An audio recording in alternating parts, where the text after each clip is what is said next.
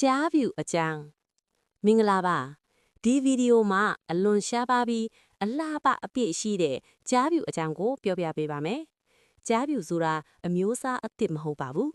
ဘင်္ဂလားကြားရဲ့ဂျင်ပြောင်းလဲမှုကြောင့်အယောင်ဖြူလာတာဖြစ်ပါတယ်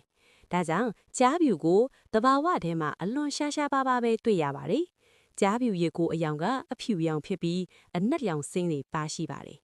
မျက်လုံးအယောင်ကတော့အပြာရောင်သို့မဟုတ်အစိမ်းရောင်ဖြစ်တတ်ပါတယ်။ကြားဖြူတွေဟာ albino မဟုတ်ပါဘူး။ albino ဆိုရင်မျက်လုံးညီရမယ်။အယောင်လုံးဝမရှိရပါဘူး။ဒါပေမဲ့ကြားဖြူမှာတော့ဆေးနေလည်းရှိပါတယ်။မျက်လုံးလည်းအပြာရောင်ဖြစ်ပါတယ်။ကြားဖြူတွေကိုအများအားဖြင့်အိန္ဒိယနိုင်ငံမှာတဘာဝအနေအထားနဲ့တွေ့ရှိခဲ့တာပါ။ယနေ့ခေတ်မှာတော့တောထဲမှာကြားဖြူတွေမရှိသလောက်ဖြစ်ပြီးတရိษံဥယျာဉ်တွေမှာပဲတွေ့ရတာများပါတယ်။ကြားဖြူတစ်ကောင်ရဲ့အရွယ်အစားကပုံမှန်ကြားနဲ့မကွာခြားပါဘူး။အင်အားကြီးမြန်ဆန်ပြီးအမဲလိုက်စွာရည်လဲအတူတူပါပဲ။ဒါပေမဲ့အယောင်ဖြူထိနေတာကြောင့်တဘာဝထဲမှာအမဲလိုက်ရခက်ပါတယ်။အမဲတွေကအလွယ်တကူတွေ့နိုင်လို့အသက်ရှင်ရပ်တည်ဖို့ခက်ခဲပါတယ်။ကြားဖြူတွေကိုလူသားတွေကအလွန်စိတ်ဝင်စားကြပြီးအလှပကြောင့်တရိษံပြဝဲတွေမှာများစွာပြသခဲ့ကြပါတယ်။ဒါပေမဲ့မသိလျော့တဲ့မွေးမြူမှုတွေကြောင့်ကျန်းမာရေးပြဿနာတွေဖြစ်ပေါ်လာတတ်ပါတယ်။ကြားဖြူကိုကံကောင်းခြင်း